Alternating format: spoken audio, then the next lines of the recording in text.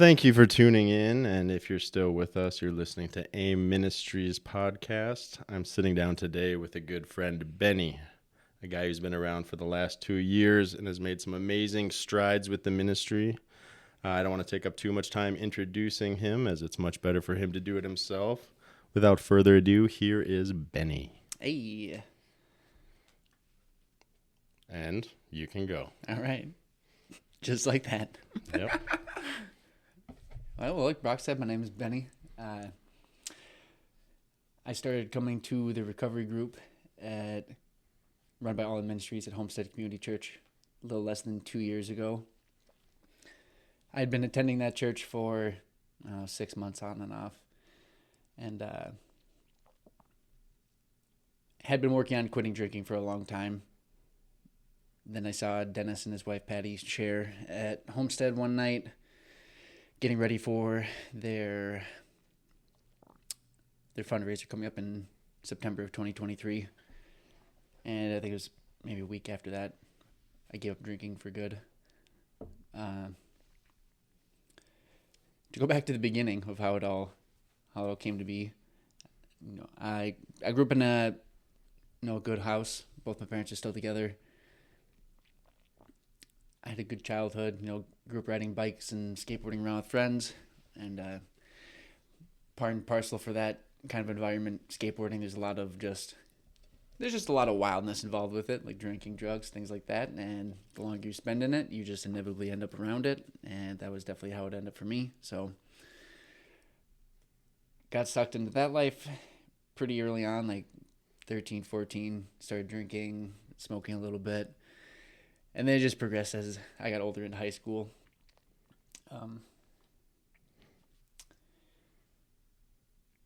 It just got substantially worse the older I got. I got, further and further into it. It kind of came all to a head towards the end of high school when I was dating this girl from starting my junior year, and then we dated for 3 years, I think. And it was not a great relationship. It was,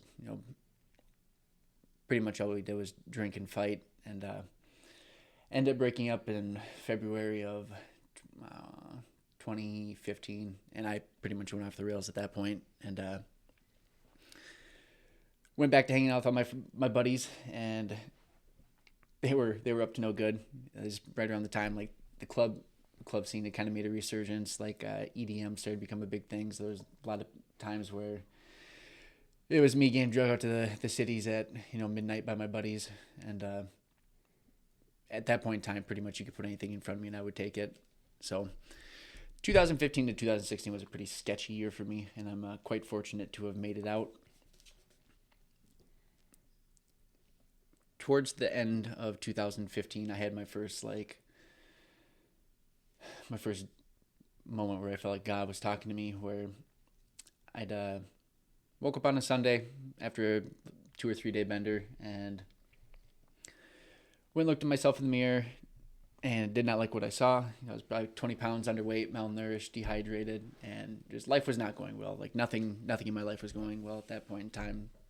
Relationships, job, finances, all that. My life was pretty much in shambles. So I just decided then they're like, all right, done. Like, I'm quitting everything. Like, I can't live like this anymore. And there was a lot of, besides for the drinking, the drug use, from the age of 13, basically, I had, any time that some sort of negative emotion would come up, I pretty much just smoked weed about it. And there was just a lot that came out when I got sober that first time around with, anything that I'd ever put down over the last handful of years just ended up coming up, and I didn't know I didn't have any good tools to handle it, so I started getting these really bad panic attacks, and I didn't know what it was at the time. I thought I was dying for sure, and that weekend, it was probably 2 days into being sober, and had a panic attack at my parents' house, didn't know what was happening, and ended up going to the hospital with my mom, and by the time I finally got in to actually see the doctor, I had calmed down and everything was fine. But she looked at me and she's like, you obviously have some things you need to work through. So like you should go see a therapist and like talk this out. And then at the same time, they did a drug screening just to see like, I told her, like, I don't know what honestly, I'm not quite sure what all I've taken in the last, 72 hours. And at some point during that weekend bender, I took what I thought was Molly, but it basically turned out to be pretty much just straight meth. So yeah, tested positive for methamphetamine, marijuana, and still had traces of alcohol in my system. So I spent the next 4 or 5 days of my parents sweating it out, which I just thought I was sick. It didn't click in my mind that like, oh, you're probably going through withdrawals right now. And so instead of seeing a therapist, my parents hooked me up with a family friend of ours, Phil, who's now a really, really close friend of mine. And I basically just started going and meeting with Phil once a week for the next like handful of years. And a lot of it was just me talking for the first, handful of months, and him just listening, getting to know me, stuff like that. But then Phil started doing this thing, and we still laugh about it now. But he just started asking these really obvious questions about life of, where do you see yourself in 5 years? Like, what does a normal life look like to you? And I'd show up to see him, and like I would have had like a good day at work, and then he asked me that question, and then like the rest of the week and like leading up to see him the next time, I was just shot because I was having to think about life in a different scope than I was used to for all of my life. But he's the one who introduced me to personal development, philosophy, and critical thinking. So I obviously wouldn't be here if it wasn't for him and the hundreds of hours that we've spent together, just discussing life and ideas and trying to figure out how to live a sane life. But 6 months into being sober, I turned 21, and par for the course, the people I was spending my time with were still drinking and recreational drug use, nothing like crazy. And I got sucked back into drinking at 21. I had spent 6 months sober, and I figured, I can handle it. Like, it'll be fine. And I don't know, probably from 21 to 24, it was pretty much just boozing all the time. And but I was in a weird spot because at the same time of like, still hanging out with my old friends and drinking like that, I was still having these meetings with Phil where Phil was like slowly helping me work through the wildness of, my my younger years, and like helping me try to just become a better man, essentially is what he was doing, looking back on it. And so that went on until this would have been 2021.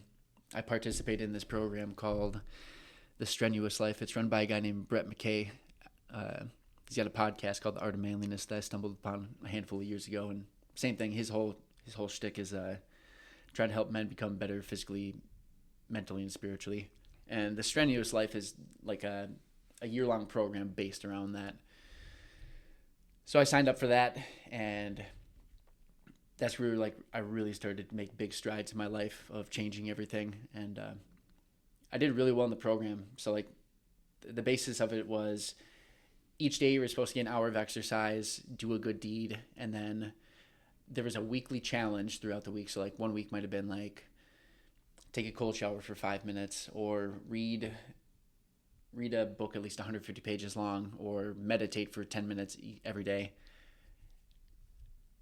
And I did really well with it for the first 6 months. And then July 4th of 2021, I was out at a friend's 4th of July party, and it's crazy hot. Hopped on a dirt bike to go cool off, and hit a jump. Did not land it well, and ended up tearing my ACL in my left knee. And that was like one of those first moments where I was like, oh, like I'm human. There's a good chance I can die. Like, just I'd made it through so much before in my life. Like, I knew that like it's mortal or whatever, but I kind of skirted death for the most part. Like, I'd never majorly injured myself at all. So that was the first time for that. So unfortunately, I was able to do a good chunk of the other like challenges through the strenuous life, but I wasn't able to finish out all of them. But that tearing my ACL was just another like moment in like, oh, hey, like I need to get my life together, because I had a lot of friends that had torn their ACL skateboarding, and I had seen what happens when you try to get back on the board too quick, you drink through it, you don't heal correctly. And so I tried my best to stay as sober as much as possible, and I could definitely tell the difference of like, if I was drinking, my knee ached more, it was clicking and popping and doing stuff it wasn't supposed to. So it was just another step towards giving up drinking for good. And then it was just a slow step towards like full sobriety over the last couple of years. And I just finally got to the point where I saw what my life could be. I saw what my life was going to be if I kept drinking, and I saw what my life was going to be if I could give it up for good. And I'd done so much work on myself from the age of 21, 22 to 28 of just hundreds of books of personal development, philosophy, self-help, just trying to become a better version of myself. And I was just missing the last piece, which was just a connection with God. Throughout that time, I'd spent a lot of time reading other philosophies and other religions, Buddhism, Hinduism, stuff like that, and I got a lot out of each of those, but none of it ever filled that hole that I was trying to fill with drinking or knowledge or whatever. C.S. Lewis calls it the untangible longing, or unconsolable longing, something like that. And but man, my life, I had already done so much work on myself. It's crazy how much my life has changed even more since I quit drinking, and then fully put my faith back in God, and over the last 6 to 8 months started getting involved with all the ministries. I still don't quite understand it from where I was at one point in time to like this upcoming weekend. Like I'm going out of town with the church to Lake Geneva for the youth camp, I went there when I was a kid. Like I missed out on it as a teenager just because I was living such a wild lifestyle. But it's crazy for me to now be an adult going to help like be a counselor to these kids. But I don't know. I think it's just the Lord using me in the way He sees best fit. And that's just really my goal of like giving my life back to God, is just to be a good example of what a good Christian is, and try to steer kids as much as I can away from the life that I lived for such a long time. Beautiful. Thank you for sharing, Benny. No problem. So the interesting thing about your story that I'm going to start with is more often than not, when you meet someone in recovery, they have to hit a brick wall hard, smash, everything falls apart, pick their life back up, put it back together. Your story has some traces of that, but you never had a real big come to Jesus moment, a big conversion, right? So tell me though, at what point, and this is something that I don't know if I could truly convey, at what point did you know your foot was through the door and that drinking was done in your life?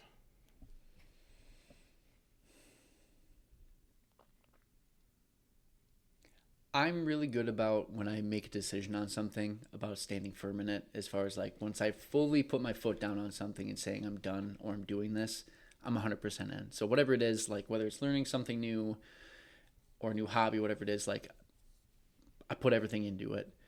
And I'd had enough times throughout my 20s of, as you say, like rock bottoms. I'd had many ones. I've had a lot of little rock bottoms, but nothing where it was like, oh, I ended up in jail for, drinking this and that.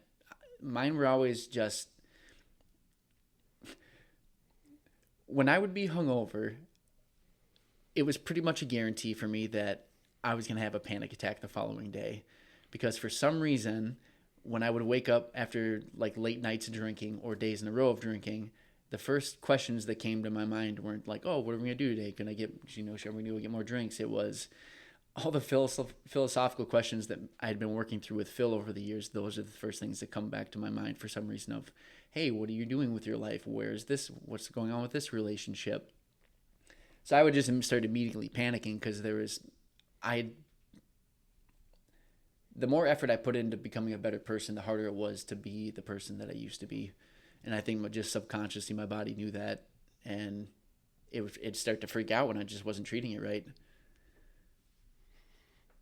Well, you didn't answer my question. I know. At what point? Yes. And you might not have an answer. It seemed like you were teed up for it at the beginning. You said you're a guy who at one point you decide, when I'm done with something, I'm going to stick to it. Yeah. What was the foot? The question was, what was my foot through the door? Yeah. What was the day where you're like, this is my decision. I'm done drinking. This is the pursuit of new Benny. Because I feel like I saw you at some point in that journey, right? Yep. I like to think so, because our journey started together about 2 years ago when you were fresh. Yeah. You had been going to the couple months, I think. The first time we met. I was fresh off the relapse in October, and at that point, I mean, I've never known you to use anything. Yeah, obviously. So at that point, I feel like before that, you had to have been foot through the door, or maybe you were still struggling at that point. I mean, like I said, when I quit drinking on September 18th, like that was my like foot through the door. I said I was done. Like, I don't know any other way to explain it. Sure. Other than, like, and so that was September 18th, 2023. Correct? Yeah. Okay. But it was just, I knew that I was where little things just started to happen, where life just started to become substantially easier the longer I stayed sober. And going to Homestead, I just slowly started getting involved, and through like my sister, who's she's one of the kids pastors there, and then through Dennis, it was just a slow roll into becoming involved with pretty much everything they got going on there. Between like the first thing I started playing on the worship team, I basically got, it's a common phrase at Homestead, being voluntold to do it. But Anna was like, hey, that's Carly over there. She's the worship leader. Like, let me introduce you. All right, fine, let's do it. And I don't know. It just snowballed from there. Well, one thing I know that's stressed huge with Dennis and in AIM Ministries is the opposite of addiction is connection. Correct? Yeah. And you pinpoint, I mean, you stopped drinking right in September of 2023. Yep. You were pretty immediately involved with AIM Ministries. It didn't take long. You were on the worship team within months. Yeah, it was.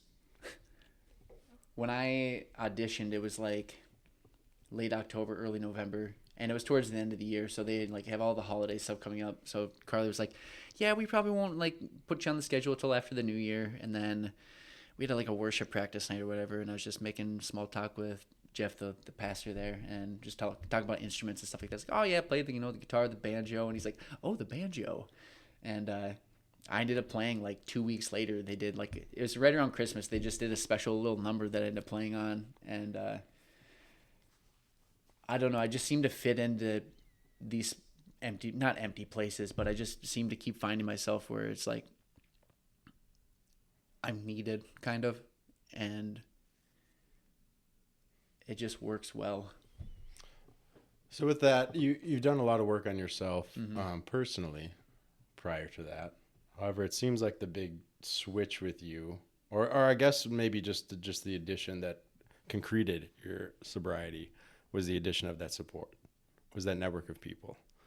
Now, I'm just curious, and I know it sounds like a very leading question, but I just want you to shed some light on how instrumental do you think the AIM Ministry group and AIM Ministries has been to maintaining your sobriety? I can tell you this: I definitely wouldn't be sober if I wasn't still like actively going to the meetings. And I think, and I agree, and I wholeheartedly agree. But my thing, I think it's easy for people to say that. You're a smart guy. I want to know why. Yeah. Why do you think that's so fundamental? I don't know. I think part of it's just that it's a constant reminder of like, one, you're not the only person that has these issues with like. I've never considered myself an alcoholic or a drug addict. I absolutely have an addictive personality, and through moments of my life, through neglecting emotion, things going on in my life, have turned to drugs and alcohol to try to comfort myself and not feel that. But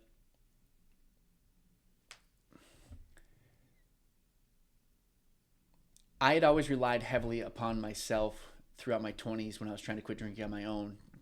I'd make it, 2 weeks, 3 weeks, a month. But it always, when life got too heavy, it fell back on me and I couldn't handle it. I'd always end up turning back to drinking. Getting involved with AIM, it's a constant reminder that it's not on me, that you put your burden on God. Yeah, shed more light onto your spiritual journey there, because I know you were born into a Christian family. Yeah, I was born into a Christian family. Went to church, twice a Sunday, once on Wednesday. Like, my dad was the worship leader at the church we grew up going to, so like we were there for everything all the time going on. And in 2008, the church lost all its money to some Ponzi scheme. Who the guy's name is going to elude me, but it was some local guy here in Minnesota. There's a bunch of businesses that lost all their money, and we had a ton of money from what I remember, from what I hear from my parents, like saved up. That like the church is working on opening up a second like location, and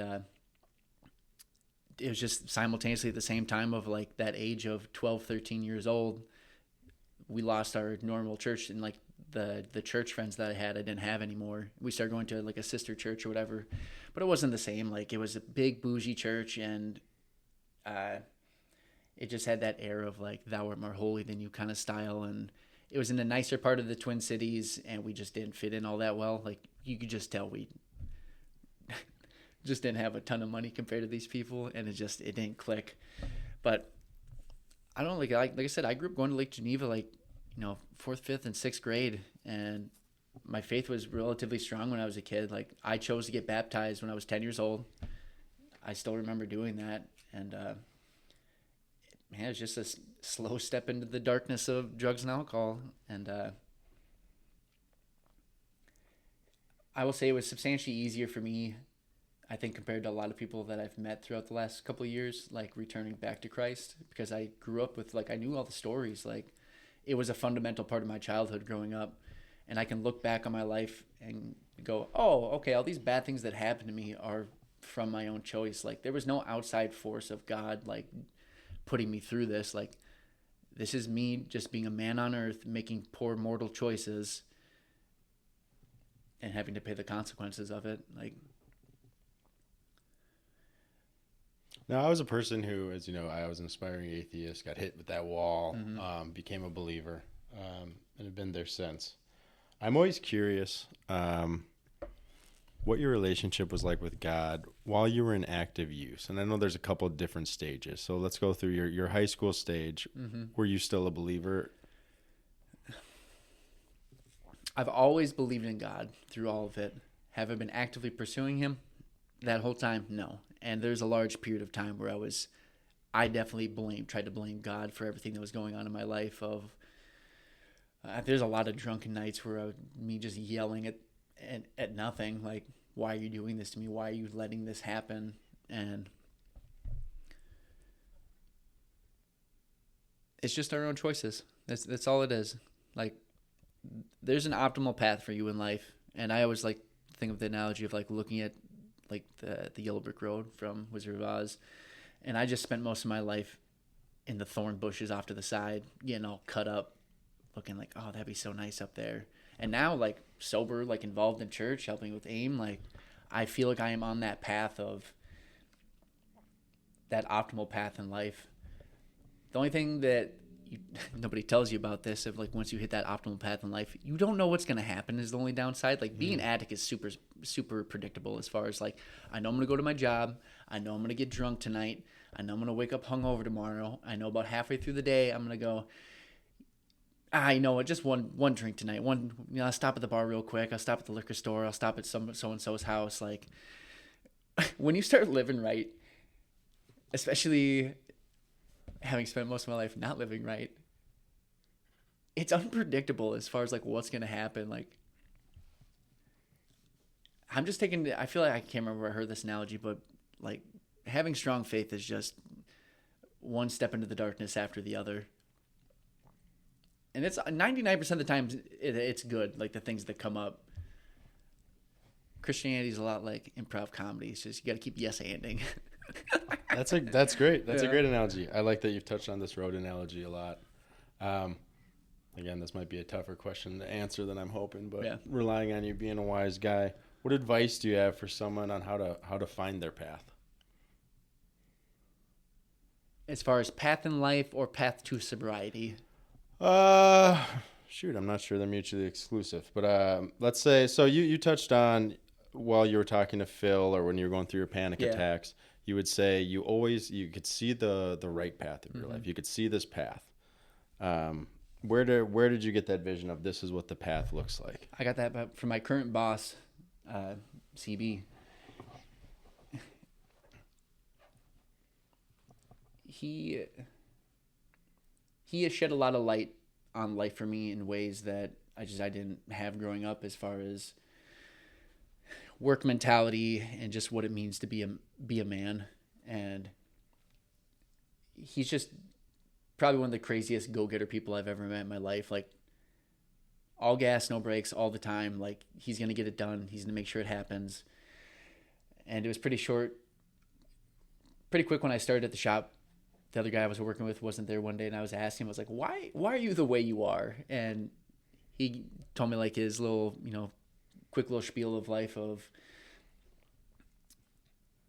he was 18 or 19 in 2008 when the stock market crashed, working for his dad's company, and they lost everything, like had to let everybody go. He basically had to work for a year unpaid, sell his dream car, like living on somebody's couch. And he always told me, he goes, I've experienced it. He goes, I'm never going to live like that again. He goes, not as long as I have something to say about it. But he would point out people, and he'd say, hey, you never want to be like, he's like, you don't want to be that guy. You don't want to be the guy that's late in life, that's working for somebody half his age, not because you want to, not because you're just trying to fill time with retirement, but because you have to, because you made poor choices in your 20s and your 30s. He's like, it sucks. Yeah, it sucks working crazy overtime at this age, but you'd rather do it now than when you're 50 or 60 just trying to get by. All right. So now that you've locked eyes on your path and you know where you want to go, describe to me what a day looks like for Benny to keep you on that path. What are the essentials for your day? You talked earlier about that strenuous life program. Yeah. And how it would be work out for an hour, do one good thing. Yep. I know you're still living that life. So what does a week look like for Benny? What are the key essentials that you would shed on, or that you would share with everyone else, as to keys to what help you find your path and stay on it? Well, we've talked about this a lot, as far as just treating yourself better, as far as diet and exercise is such a key thing that people just neglect, especially when you live such a hectic lifestyle for such a long time. You're used to putting whatever you want in your body. So eating well and exercising is a large part of my life. Like, I've never been a gym person. I have an active job right now, so that really helps me. But pretty much any chance I get, especially like at the shop, I'm doing some sort of exercise on my break. Because, like I said, I've never been in, like, the gym just has never been for me. Push-ups, pull-ups, dips, stuff like that. Just to stay in good shape. An average day for me, though, like, would be, I get up early, get up at like 5, get a cup of coffee, and then sit down and read something, whether it's my Bible, whatever book I'm working through, and spend, half hour, 45 minutes on that. Get a good breakfast in me, head to work my 8 hours, and then it really depends on the day of the week as far as what I have going on. 2 days a week, I'm at minimum, I'm at the church, as far as Tuesday night helping with the recovery group, Wednesday night there for being a youth leader, and then whether I'm on the worship team that weekend, that's either another 1 or 2 days, depending on which location I'm playing at.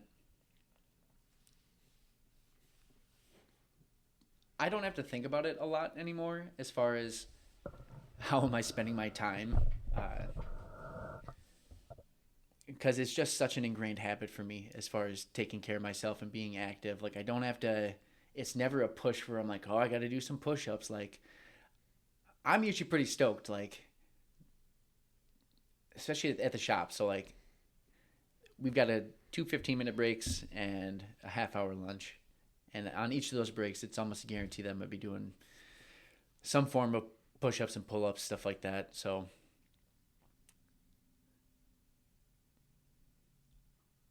as far as starting off, though, let's say you're sober and you're looking to get started. Like, the biggest thing is not biting off too much right away, and it's just keep it simple. Like, I try to follow the 1% rule. James Clear talks about this in his book Atomic Habits. Of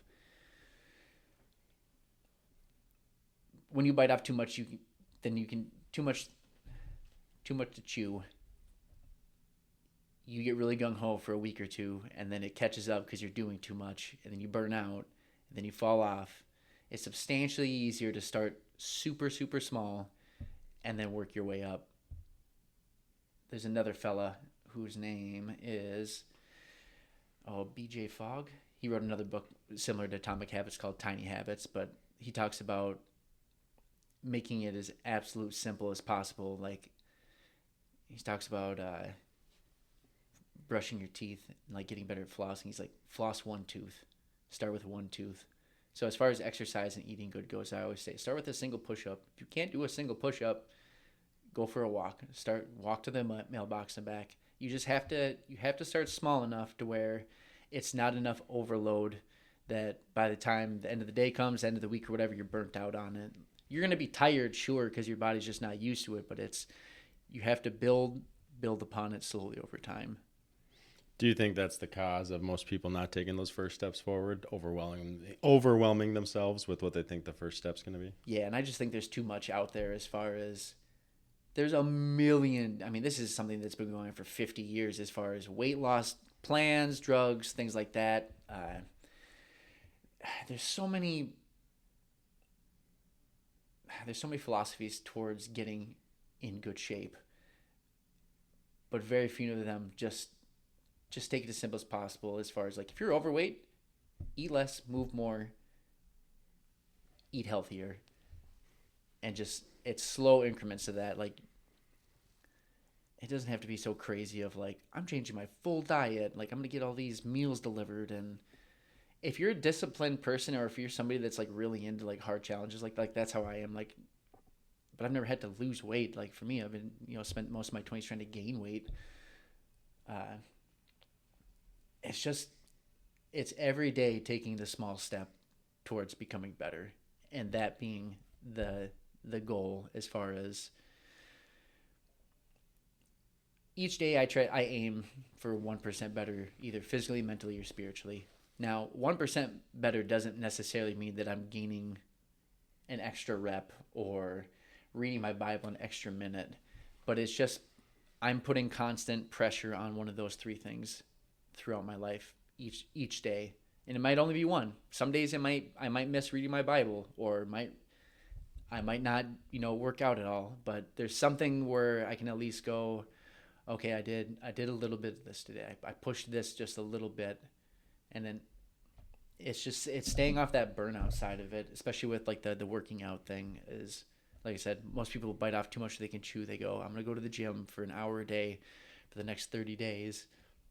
And then they never think about burnout. Like, they're just not used to it. You have all the endorphins running when you first get in there. And then you get 6 days into it, your body's aching, and pushing through it, not a great idea. Take the time, but you have to make sure you get back onto it. I think it's in Atomic Habits. James Clear says, never take 2 days off in a row. Because one day, what's he say? One day's okay. 2 days is the start of a habit.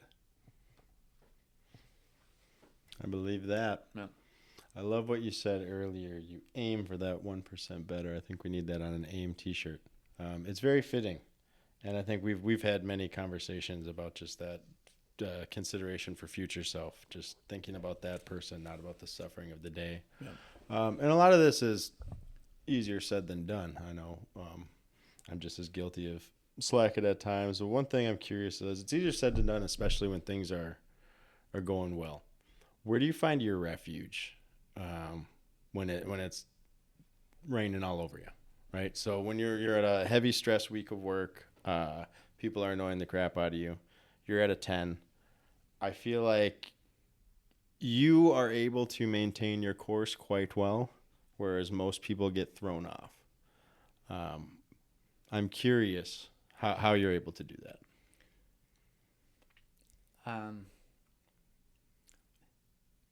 One, because I know it's not forever. Whatever it is I'm going through, whether that's works chaotic for the week, something in my personal life isn't going great, whatever it is, I know it's just temporary. And I had this idea a long time ago of when I first started having panic attacks, and it was probably like the fifth or sixth one I ever had. Like, it was a bad, like, it lasted like an hour or two, and just losing my dang mind. And finally came to the end, and I'm like mellowing out, and I just had that realization of like, oh, like, hey, that stopped. And it's right around the same time I started thinking about like the mortality of life, and knowing that all this one day comes to an end. That for some reason, like, even though like that was me like starting to think about death again, was like, this isn't forever. Like, this feeling I'm having right now, like the chances like this is what kills me is pretty low, and that this is just temporary. As far as finding refuge in those moments, like, I'm definitely more of an introverted person. So like, if I have a rough go of it for a week, let's say like Monday through Friday, like I know Saturday I'll have for sure at least the morning to myself where I can kind of reboot, recharge. And depending on how physically straining the week was, if it wasn't terrible, that usually means me going out to the woods for an hour or two for a hike by myself, like no music, just decompressing, thinking throughout the week, hey, where did I do really good this week, and where did I inevitably not do great? If someone were to come up to you right now, walk through the AIM Ministries door, say, Benny, I'm drinking a bottle a day. My life's in shambles. I got absolutely nothing for me.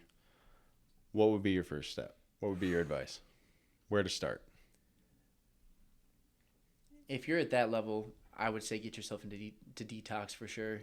Sure. Like, I would never recommend, especially after having done it myself, of detoxing outside of a facility. Like I said, I thought I was just sick for 3 days. Like, I didn't realize I was coming off so many drugs and the booze and everything. Like, find yourself. There's people that care about things like that and want to make sure you live through it. Especially if you're down, like if you're hitting a bottle a day, like your body's going to shut down pretty hard when you start not giving it that. So if you can get it to a place where they can hook you up with IVs and help you like make sure you don't die in the first few days from the shock of it. But once you get through especially like let's just say it's just alcohol off the bat, like you sober up pretty quick once you quit drinking, as far as a couple weeks into it. Like the first few days, like you're gonna go through shakes, whatever, like depending how bad your drinking was. But definitely get somewhere where they can help. Like there's a ton of like sober houses around the Twin Cities area that like that's their whole thing. I'm pretty sure Kristen works at a detox center. Sure. Let's fast forward to the detoxing. Let's say everything's flushed out of them. Yep. They're coming to you as a blank slate. Mm-hmm. Someone who wants to know, how do I do this sober thing? Yeah. Not sure they even want to, as Yep. most. I mean, I don't think anyone at the beginning is sure they want to, right? Yep. It takes some time Mm-hmm. pursuing it. Yep. What would be your first piece of advice for someone like that?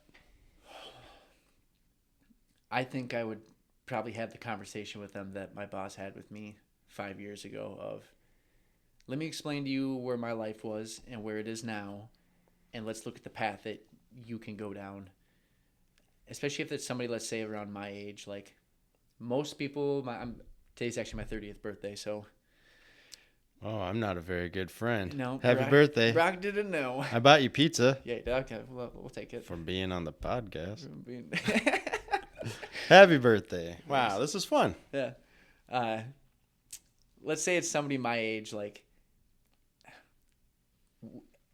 most people that are in the drinking or the drug scene like know somebody that's substantially older that's still boozing hard. Like, let's just compare live. Like, let me tell you about the last few years of my life as a positive example, and then let's look over at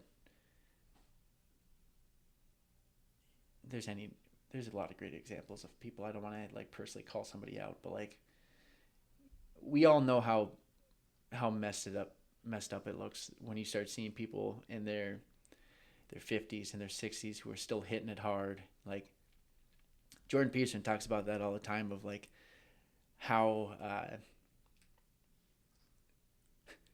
when you see somebody like in their 20s or their 30s partying, you're like, ah, okay, yeah, that's just, like they're young and dumb. But the older you, substantially older you get, once you start to like your 30s and 40s, you still see people living that lifestyle. It becomes substantially more unacceptable. Like if you see a drunk 50-year-old dude in the street, you're like, what is this guy doing?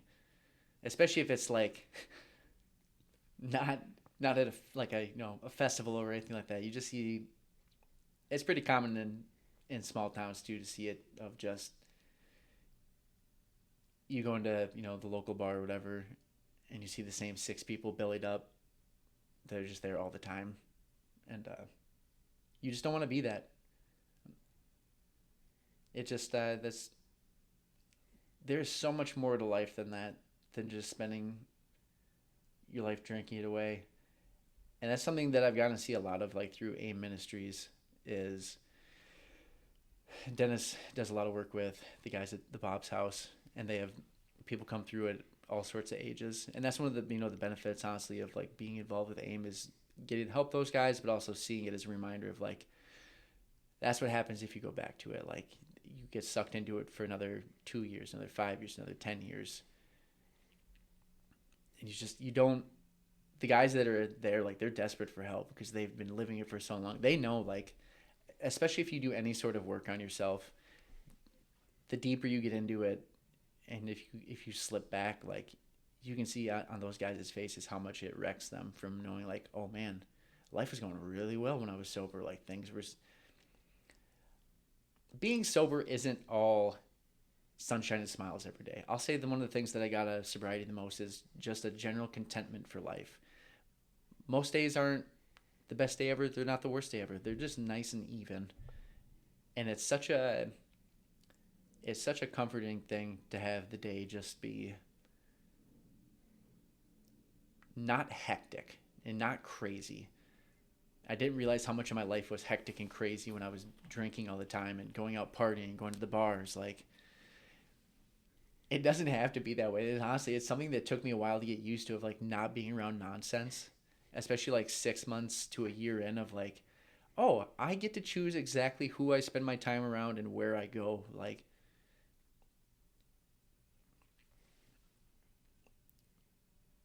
it's a really freeing thing if you take that seriously, of not putting yourself around wild people. We all know that people are just always chock full of drama. Like, you can separate yourself out. Like, it doesn't have to be forever, but you can separate yourself out from that for a while. It doesn't have to be a forever goodbye, but it can definitely be a temporary hiatus. One of the things when I quit drinking, like that was hard and fast about, was I'm not going to spend any more time around people using drugs or drinking. Like, whether it's recreational, just every once in a while, like zero tolerance for it. And I messed around with that a little bit in my first 6 months, as far as wanting to be sober, but also still wanting to see my old friend group. And I've got nothing. I love all my old friends. Like, I have nothing bad to say about them. This was all on me as far as making the choice to. I just know who I am. I know inevitably if I go back to spending my time around them, sober and having as many good habits and support as I do now, like, if I spend enough time around them, I will go back to who I once was. And I don't ever want to be that guy again. So now that somebody's on the path to sobriety or sustainable sobriety, what are some of the tools, other than just the connections, to keep someone from slipping back, other than hanging with the old group that you just touched on? I feel like I've seen plenty of people who have been on the path, got a whole new group, changed everything in their life. 4 months later, boom, back at it. To the person who's trying that and has failed, what do you say? You're not leaning enough on other people. I think it's just a common thing with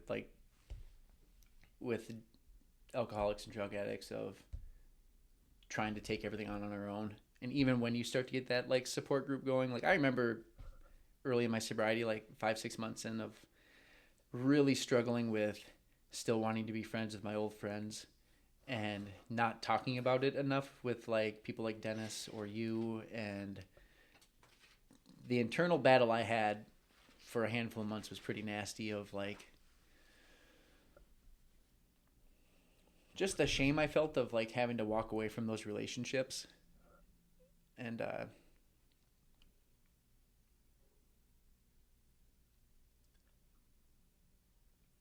this is so I've had the opportunity to go back to my high school and speak to the sophomore class in their health class, their drug and alcohol unit, and kind of share my story. And they still teach the same thing that they taught when I was there 12 years ago, which is kind of cool. But they talk about the 8 dimensions of well-being. And the pair that I hit on probably the most when I'm talking to these kids about life choices and things like that is your social and your environment. Your social group dictates your environment. Your environment dictates how you live your life. So if your social group is people that are going out drinking, boozing, that's where you're going to end up. Now, just because you change everybody out to positive things, especially in that early stage, it's super important to remind you have to lean on those people. Like if you're going to change your whole social group up like that, because it's easy to like slide back and talk to somebody else from your old days, and it doesn't take much for, if they're not a great influence, for them to say, hey, why don't you just come have a drink, like let's talk about it, like, and then you're just back to square one. But it seems like no matter which way we cut it, the key to sustained sobriety is to somehow get connected with sober people. That's Dennis's like main saying, is the opposite of addiction is connection. Well, I mean, if you even look at the success of AA, it has less to do with, well, it has something to do with the submission to a higher power, but less to do with the principles that come from that book and more to do with showing up consistently at a time each week. Yep. Right. And that's the beautiful thing we've touched on with why AIM works on Tuesday nights, is our core group has expanded from 8 to over 20 people that are there consistently. And it may not seem like much when you say only over 2 years. That's insane in an addict circle. I know AA groups that have been running for 20 years and are lucky to have 5 consistent people showing up for 2 months. I mean, you'll have the lifers in there that are constantly running it, but it's incredible, the revolving doors and a lot of these. And I think we've pinpointed some of it already, as far as it's okay, I'm going to get sober and take everything on by myself. Boom, I go to a meeting. Holy crap, this is a lot. 2 weeks later, I'm going to try it again next month. Yeah. Right? That's the cycle we see people in. I was trying to find a fancy transition to get to this, but it's something I love that we talked about one time, was how you break your time down so that you said you live a fulfilled life being sober. A lot of people come with you, well, how do you do it without drinking? How do you do it without smoking? How do you do it without doing these party activities or fun, especially at a young age, right? You had to escape your youth almost to an extent, right? With some of that stuff, but you've broken down how you spend your time between work, leisure, and then amusement in a way that I think more people need to hear. So I'd love if you could share that with us. This is definitely another thing that I stole from Art of Manliness. They did an article on it. I don't know how old it is, but I read it probably 3 or 4 years ago at this point, and it really just hit on the difference between what leisure is and what amusement is. And the problem with modern society is most people are spending their time in amusement, as far as like scrolling social media, watching YouTube, watching TV series. That's amusement. That's just, it's kind of mindless pleasure is essentially what it is. Leisure is supposed to be you taking your free time to make you a better person. So whether that's learning a new skill, a hobby that you enjoy, it's pursuing the betterment of life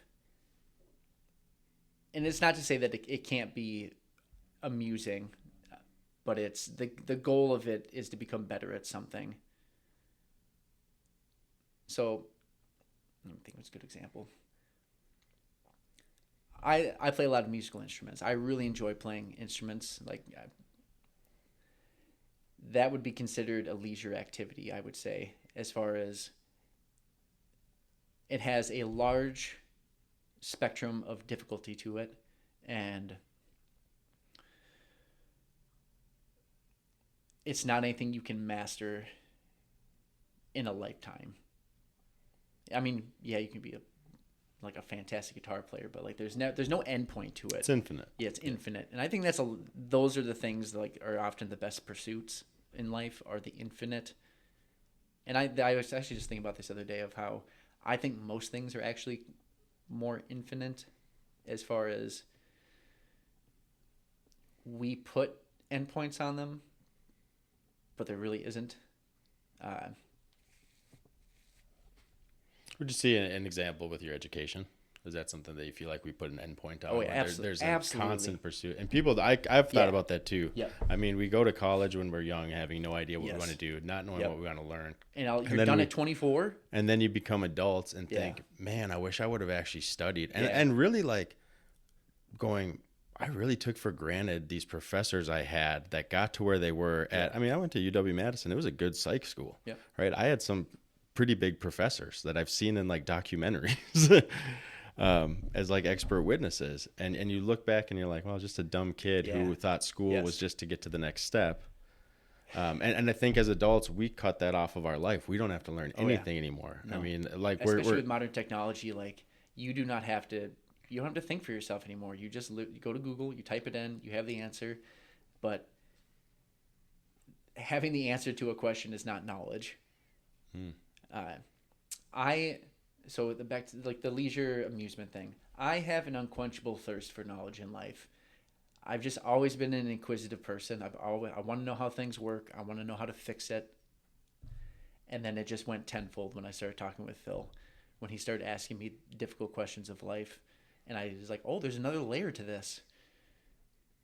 But that's half my time is me just reading books about how to live a better life. And it's a question that we've had for thousands of years at this point. One of the books I'm working through right now is Aristotle's Nicomachean Ethics, which is just Aristotle's son was Nicomacheus. It's just a book of him telling his son how to live a good life with Aristotle's idea of eudaimonia, like the ultimate well-being of life is how do we pursue this? It's a question that's been around for thousands of years. And there's a reason it's been around for thousands of years is because nobody has answered it fully yet.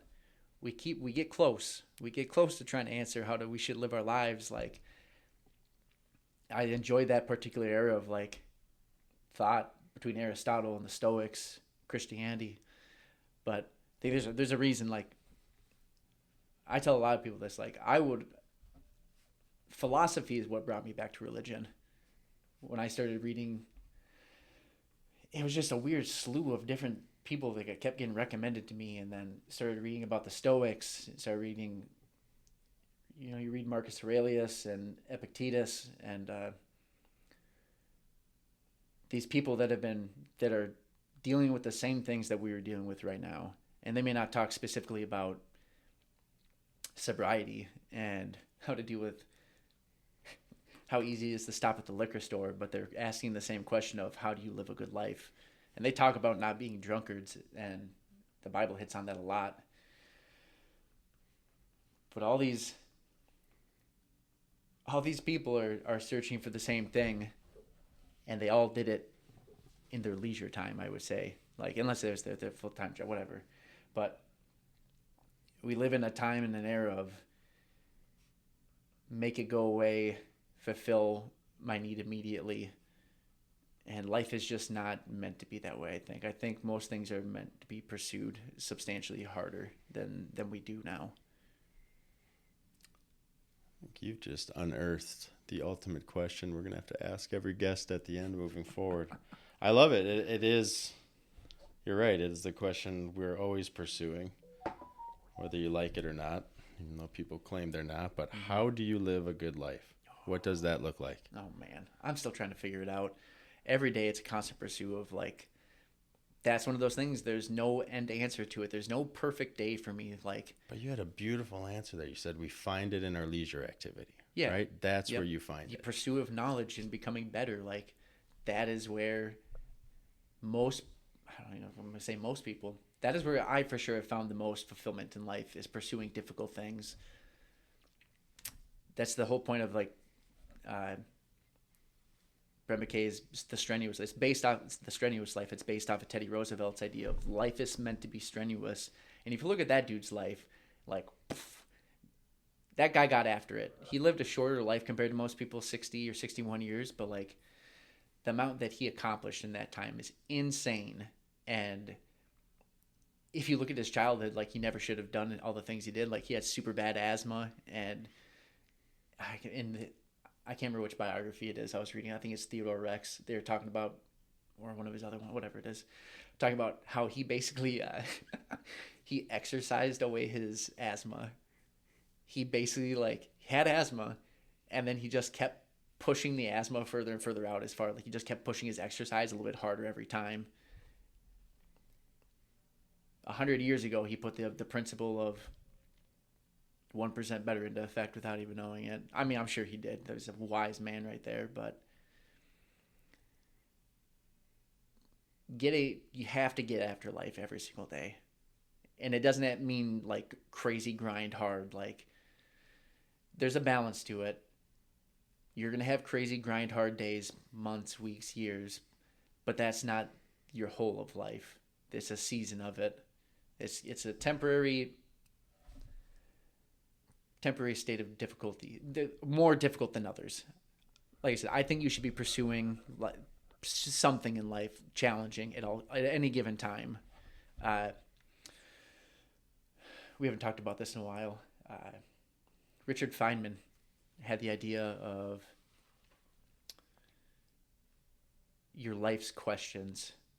He's a theoretical physicist. Like, he had enough on his plate, but he also had this idea that any given time you should have between like 8 and 12 questions in life that you should be consistently asking yourself. Like, and it's the same thing. There shouldn't be an end answer to it, of those questions. It should be something that you can spend your life working towards and working on. Like, it wasn't, how do I solve this math problem? It was,